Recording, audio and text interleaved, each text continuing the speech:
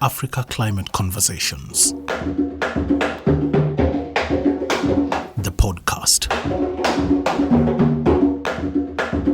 Hello, welcome to the 6th edition of the Africa Climate Conversations podcast. I'm your host, Sophie Mbugwa. My sincere apologies, my people. I was missing in action, and I had promised that I would find as an expert to delve a little bit further on loss and damage, and honestly, that was not possible. But I have been in some hideout, and I have a lot for you, okay? But before we proceed, I would like to take a minute to pay my tribute to one of the iconic climate justice champions whose effort has inspired me for the last 10 years I have been on this climate reporting journey. Professor Salim Haque, the director of the International Center for Climate Change and Development, who rested this weekend. Professor Haque has championed for many years climate justice issues for the most vulnerable in developing countries and immensely contributed to the climate finance push as well as the loss and damage. And it's unbelievable that he won't be attending the upcoming 28th Climate Summit in Dubai, while we are expecting the push for the loss and damage fund operationalization and the new collective quantified goal on climate finance to take the center stage. Well, rest well, Professor Haque. Thank you so much. You really did inspire many of us.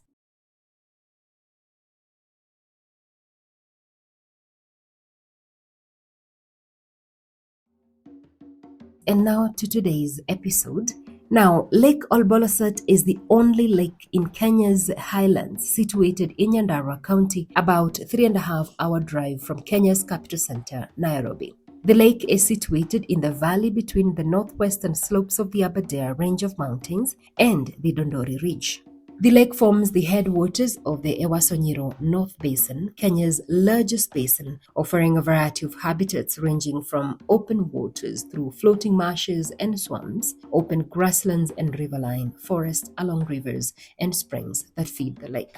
The lake had completely dried up, but with some rains, the lake is receiving some floodwaters. The lake is kind of getting back a little bit of its life back. Now, one of the unique things about the Lake Ol'Bolossat is that it has both fresh and saline waters that never mix at any given time. It is also an internationally recognized wetland as a key biodiversity area. It is Kenya's 61st important birds areas with over 300 bird species. It is a breeding site for endemic and endangered birds and an international flight corridor for migratory birds. Among the birds nesting here are the gray-crowned cranes. The gray-crowned crane is categorized as endangered in the IUCN Red List. These birds are non-migratory, however, they undertake local and seasonal movements and are most abundant in Uganda, in Kenya, and Tanzania. On my recent trip to Nyandarua County, I caught up with George Ndongo, the Cranes Conservation Volunteers founder and director. And Ndongo is here telling us more about their work with local communities to protect these beautiful birds and the benefits accruing to the local communities. My name is George Ndongo Muigai. I'm the founder and the director of Cranes Conservation Volunteers, an organization that focuses on conservation of the endangered gray-crowned crane, a species that is one of the key species found in Lake Ol'Bolossat. How it started, it was way back in 2014, and I was privileged to attend one of the nationwide crane census in one of the East African countries. And we went around almost 1 month, and we only found only 2 cranes the entire country.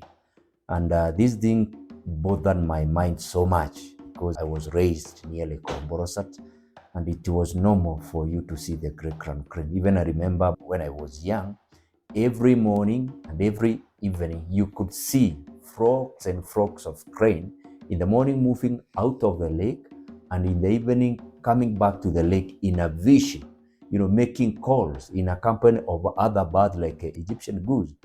But along the way, we didn't realize that this species are endangered. So when I came back from Burundi, I needed to know then, if this is the case in that country, what about Lake Ol'Bolossat? What is the survival status for this species in Lake Ol'Bolossat? And in 2015 all the way to early 2016, I did a general survey of the state. The survey was status of the grey crown crane in Lake Ol'Bolossat.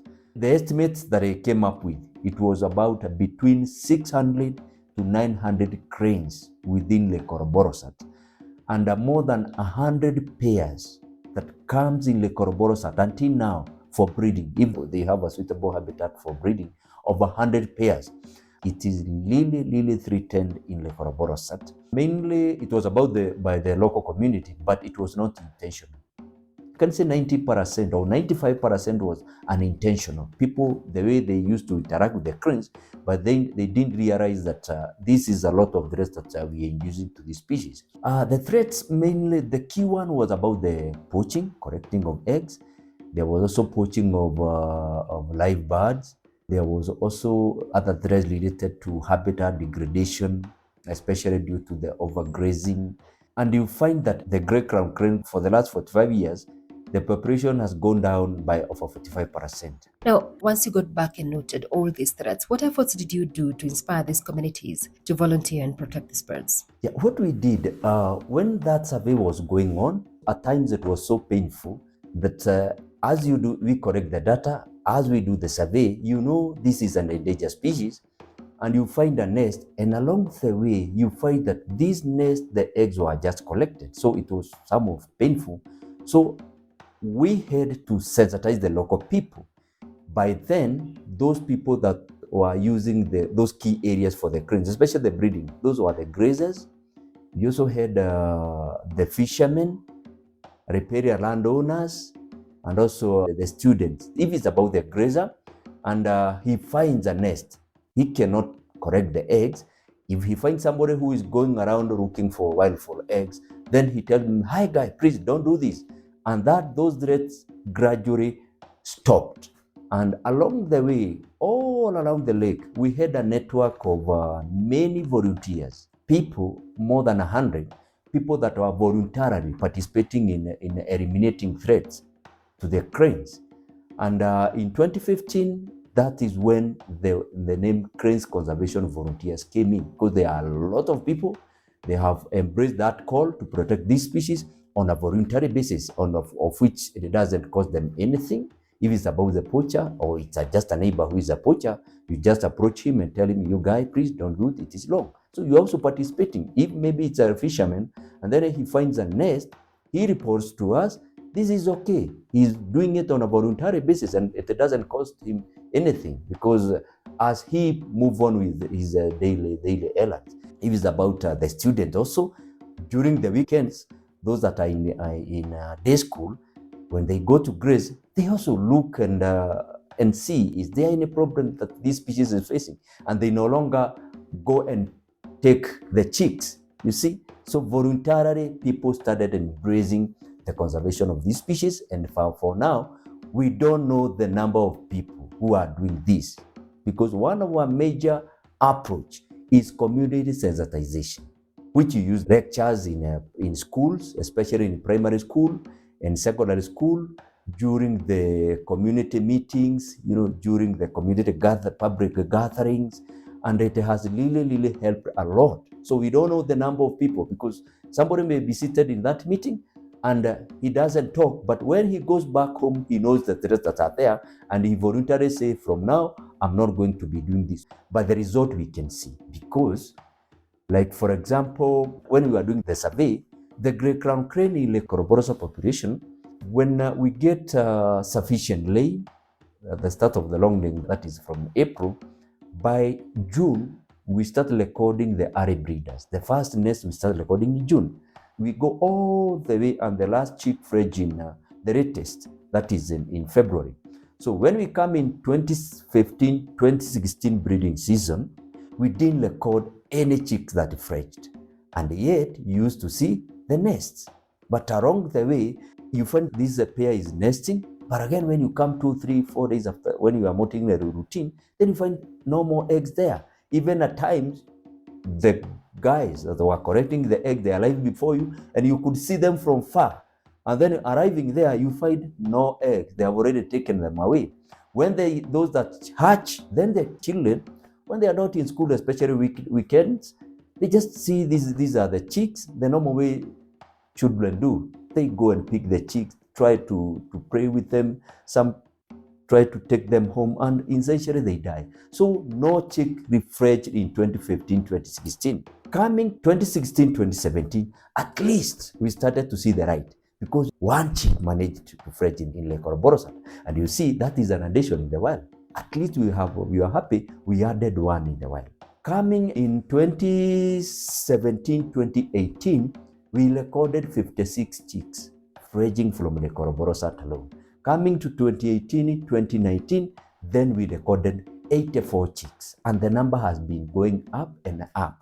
But around 2018, the weather pattern started changing, especially the impact of the climate change, and at the same time, an invasive species by the name Salvinia molesta came in the lake, and so it interfered. The climate change and the invasive species started now interfering with the breeding for these cranes. But remember, human-induced threats went down, but other problems related to climate change and invasive species also rose up and started affecting the breeding for this species, the grey-crowned crane. You mentioned that among the threats was poaching of eggs and live birds.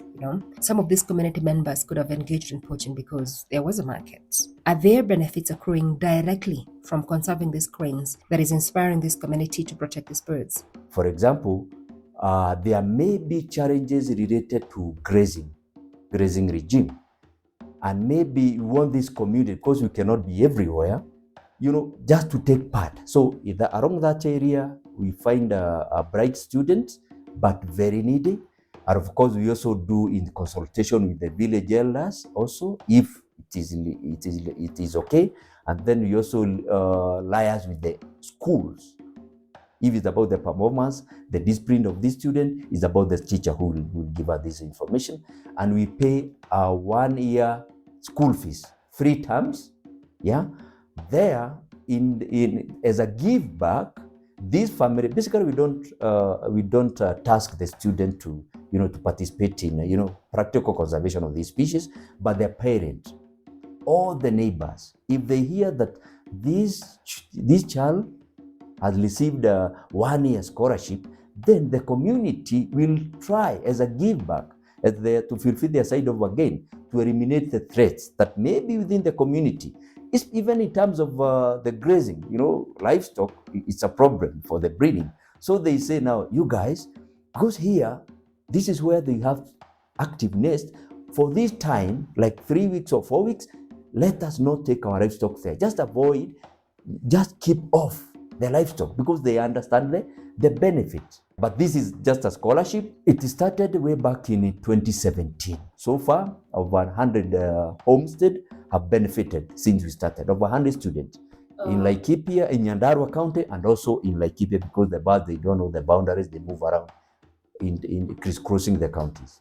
Fantastic. When you mention grazing, as you speak, there are herds of cows and sheep all over the lake grazing. Please briefly explain the impact grazing has on birds, given this lake is an important bird area and these grasses found here are very important for their nesting. They trample on eggs, they break the eggs, they kill the chicks. Even sometimes, especially those birds that use the heap of vegetation to make the nest, you find the livestock, they come and just, not the eggs, but they just come and destroy the nest, and then they eat as a pasture. And also, when livestock are moving everywhere, they are disturbing the incubating bird. And you find that at the end, the egg will come sterile, no hatching. And also, when we don't have enough grass or enough vegetation in the riparian, then the livestock and the hippopotamus, they'll consume the aquatic vegetation inside the wetland where the cranes breeds. So crane conservation volunteers work directly with local people who are mainly volunteers. How does this work, and do they undertake any training? We have conducted like 3 trainings, but this is to the specific people. Because the system is, we have the representatives. We have our own representatives, different villages. And because if there are like 10 people and they say we are conserving the birds, within that village, they can have their own mechanism of eliminating threat, and maybe they choose out of their will, or we appoint one person who is more on behalf of them and is accepted by them, so that that person will be communicating directly instead of each and everyone in the village.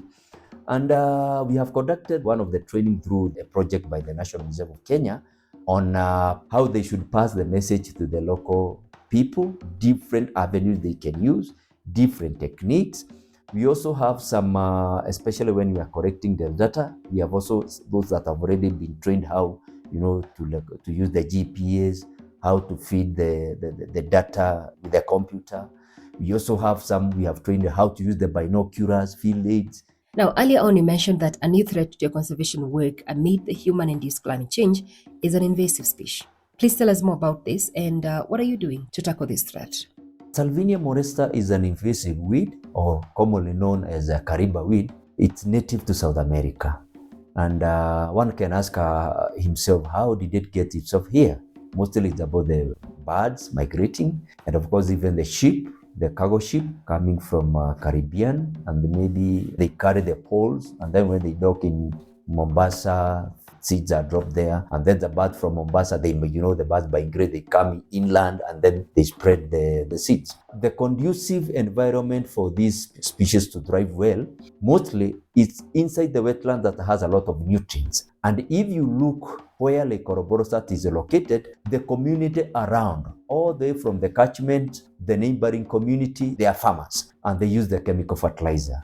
And you see all the water coming from their farms, then drains into the lake with a lot of fertilizer. So that automatically offers a very conducive environment for these species to thrive very well. And in 2019, when it came, it's exploded, especially after the wrong rains. And you can see why after the wrong rains, all the chemical fertilizer or the fertilizers from the farms, they are washed into the lake, and then these weed dries very much. What happens is that Salvinia molesta always chokes other aquatic vegetation and they die, and it forms a carpet-like on top of the water, which of course affects also other aquatic life like the fish, other, like the insects. And for the cranes, remember, they depend on vegetation for breeding. So if this vegetation is choked and it dies, then they don't have anywhere for breeding. They are not successful in breeding. That's the same thing that started from 2019. We don't have a suitable breeding habitat for the cranes. And for us, in consultation also with the government reed agencies, we thought, because this is a threat, how can we turn it to an opportunity? And how can this also benefit the local community?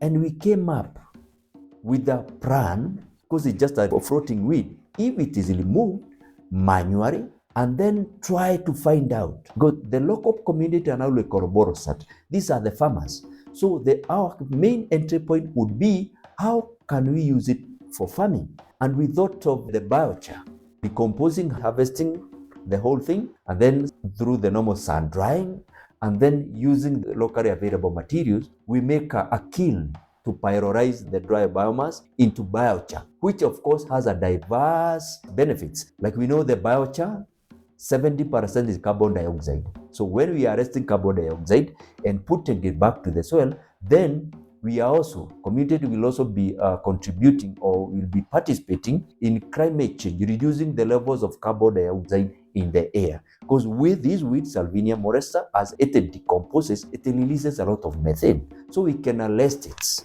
We got a permit.